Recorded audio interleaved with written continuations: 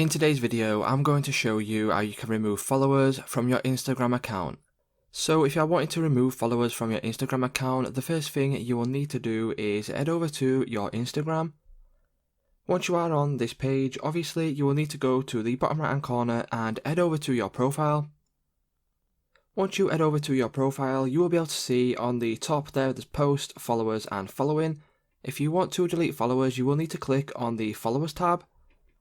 What that will do is it will show you all the followers on your account. And for example, if I want to remove one of these followers, all I need to do is simply click on the remove button.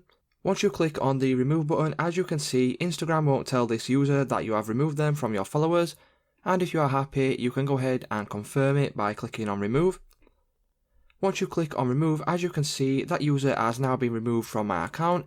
So it's just that simple, guys. If this video did help you out, please let me know in the comments down below, drop a like on the video, and I will see you in the next one.